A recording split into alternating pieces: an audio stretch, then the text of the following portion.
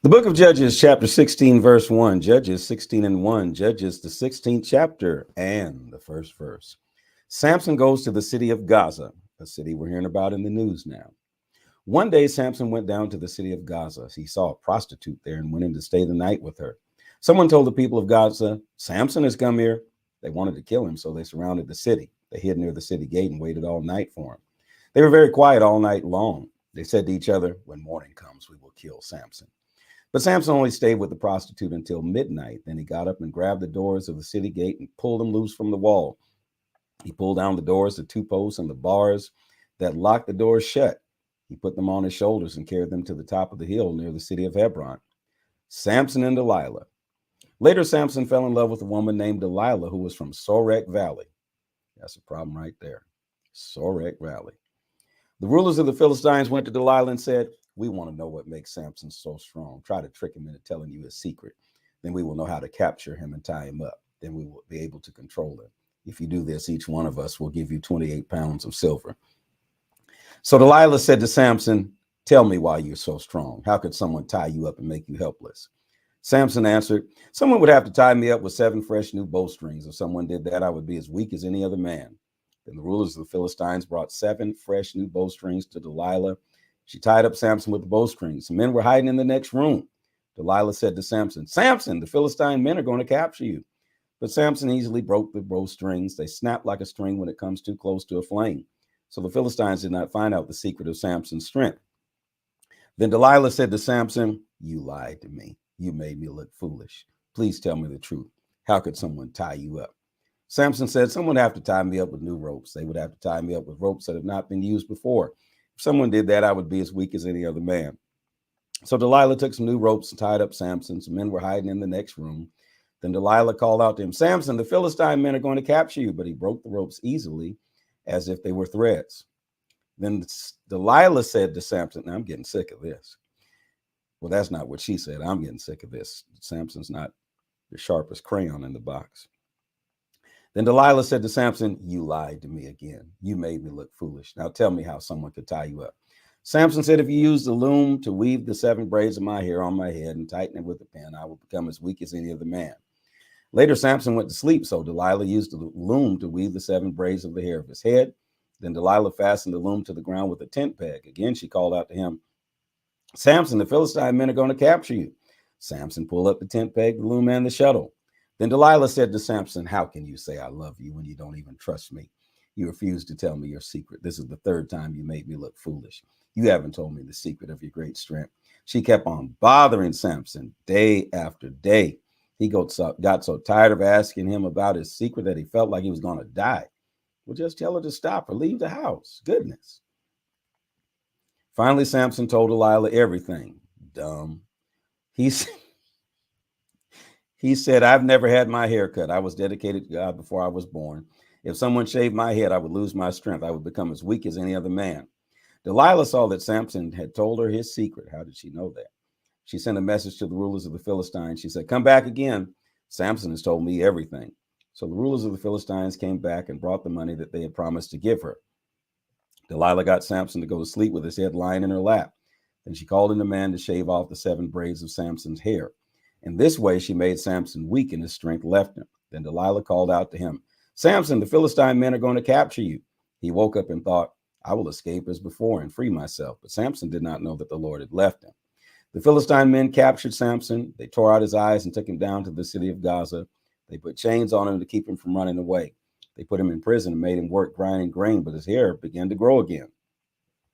The Philistine rulers came together to celebrate. They were going to offer a great sacrifice to their god Dagon. They said, our God helped us defeat Samson, our enemy. When the Philistines saw Samson, they praised their God. They said, this man destroyed our people. He killed many of our people, but our God helped us take our enemy. So the people were having a good time at the celebration. So they said, bring Samson out. We want to make fun of him. So they brought Samson from the prison and made fun of him. They made him stand between the columns in the temple of the god Dagon. A servant was holding his hand. Samson said to him, put me where I can feel the columns that hold this temple up. I want to lean against them. The temple was crowded with men and women. All the Philistine rulers were there. There were about 3,000 men and women on the roof of the temple. They were laughing and making fun of Samson. Then Samson said a prayer to the Lord. Lord God, remember me. God, please give me the strength one more time. Let me do this one thing to punish these Philistines for tearing out both of my eyes. Then Samson took hold of the two columns in the center of the temple that supported the whole temple. He braced himself between the two columns. One column was at his right side, the other at his left side. Samson said, "Let me die with these Philistines." And he pushed as hard as he could, and the temple fell on the rulers and everyone in it. In this way, Samson killed many more Philistines when he died than when he was alive. Samson's brothers and all the people in his father's family went down to get his body. They brought him back and buried him in his father's tomb, which is between the cities of Zorah and Eshtaol. Samson was a judge for the Israelites for 20 years. Judges 17, Michael's idols. There was a man named Micah, or Micah's idols. Yeah. There was a man named Micah who lived in the hill country of Ephraim. Micah said to his mother, "Do you remember that someone stole 28 pounds of silver from you? I heard you say a curse about that. Well, I have the silver. I took it." His mother said, "The Lord bless you, my son." So she blesses him that he took it and gave it back. Okay. Micah gave the 28 pounds of silver back to his mother. So he gives it back to her after he took it from her and gave it back to her. Then she said, "I will give this silver as a special gift to the Lord. I will give it to my son." So he takes it from her, gives it back to her. She gives it to him. Anyways, I'm confused. Okay. "I will give it to my son so that he can make a statue and cover it with silver. So now, my son, I give the silver back to you." Confusion. But Micah gave the silver back to his mother. I'm totally confused. Okay. She gave it back to him. He gave it back to her. They just keep giving it back to each other. So he gave it back to his mother. So she took the 5 pounds of silver and gave them to a silversmith. He used the silver to make a statue covered with silver. The statue was put in Micah's house. Micah had a temple for worshiping idols. He made an ephod and some idols, and Micah chose one of his sons to be his priest. At that time, the Israelites did not have a king, so everyone did what they thought was right. There's the confusion. There was a young man who was a Levite from the city of Bethlehem in Judah. He had been living among the tribe of Judah. He left Bethlehem to look for another place to live. As he was traveling, he came to Micah's house in the hill country of the land of Ephraim. Micah asked him, "Where have you come from?" The young man answered, "I'm a Levite from the city of Bethlehem in Judah. I'm looking for a place to live." Then Micah said to him, "Live with me, be my father and my priest." So Micah puts out his son from being a priest to this idol and asks this man to be a priest and father. "I'll give you 4 ounces of silver each. I'll give you clothes and food." The Levite did what Micah asked. The young Levite agreed to live with Micah. He became like one of Micah's own sons. Confusion, because then you just asked the man to be a father, but now he's like a son. Confusion. Micah chose him to be his priest. So the young man became a priest and lived in Micah's house. And Micah said, "Now I know that the Lord will be good to me." Yeah, right. "I know this because I have a man from the tribe of Levi to be my priest." Judges 18, Dan captures the city of Laish. At that time, the Israelites did not have a king, and the tribe of Dan was still looking for a place to live. They didn't have their own land yet. The other tribes of Israel already had their land, but the tribe of Dan had not taken their land yet. And this is a long time because you should have got your land during Joshua's lifetime. Late. So the tribe of Dan sent 5 soldiers to look for some land. They went to search for a good place to live. These 5 men were from the cities of Zorah and Eshtaol. They were chosen because they were from all the families of Dan. They were told, go look for some land.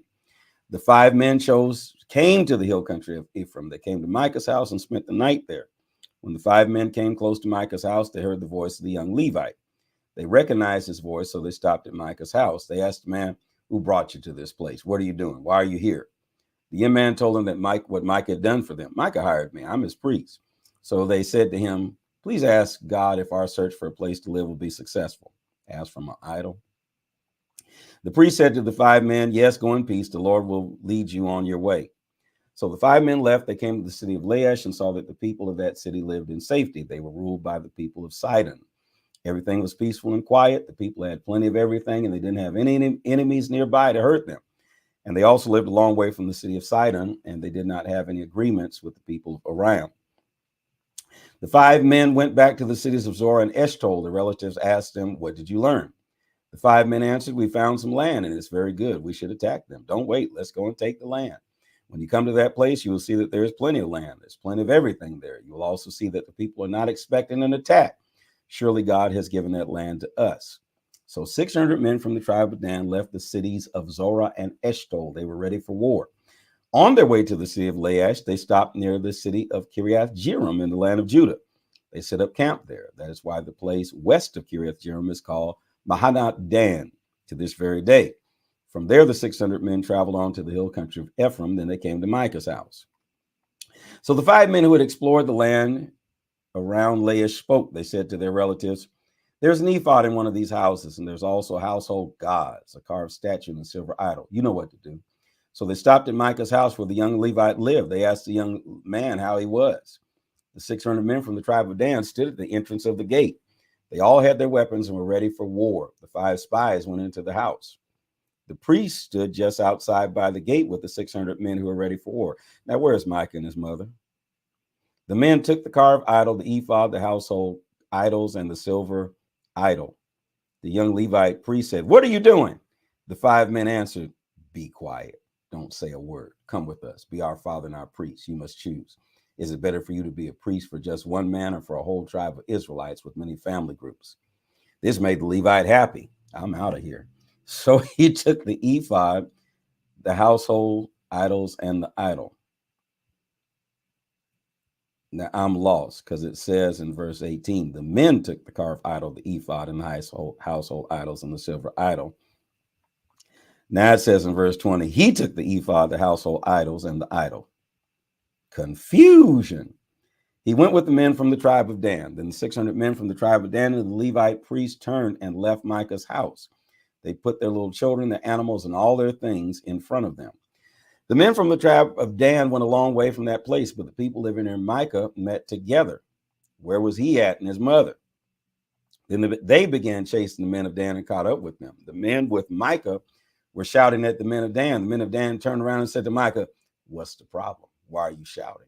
Micah answered, "You men from Dan took my idols. I made them for myself. You've also taken my priests. What do I have left now? How can you ask me what's the problem?" The men from the tribe of Dan answered, "You had better not argue with us. Some of our men become angry easily. If you shout at us, they will attack you. You and your families will be killed." Then the men of Dan turned around and went on their way. I bet you did. Micah knew that these men were too strong for him, so he went back home. So the men of Dan took the idols that Micah made. They also took the priests who had been with Micah. Then they came to Laish. They attacked the people living in Laish. These people were at peace. They were not expecting an attack. The men of Dan killed them with their swords and burned the city. People living in Laish did not have anyone to rescue them. They lived too far from the city of Sidon for the people there to help. And the people of Laish did not have any agreements with the people of Aram, so they did not help them. The city of Laish was in a valley which belonged to the town and Beth Rehob. The people from Dan built a new city in that place, and it became their home. The people of Dan gave the city a new name. That city had been called Laish, but they changed the name to Dan. They named the city after their ancestor Dan, one of the sons of Israel. The people of the tribe of Dan set up an idol in the city of Dan. They made Jonathan, son of Gershom, their priest. Gershom was the son of Moses. Jonathan and his sons were priests for the tribe of Dan until the time when the Israelites were taken into captivity. So Jonathan was Moses's grandson. The people of Dan set up for themselves the idol that Micah had made. The idol was there the whole time that the house of God was in Shiloh. So Moses's grandson was helping the people of Dan to worship an idol. My Lord. All right, this is the word of the Lord. Quite interesting. Please put in the comment section, this is the word of the Lord. Follow, like, share, and subscribe, and encourage other people to join us every day as we read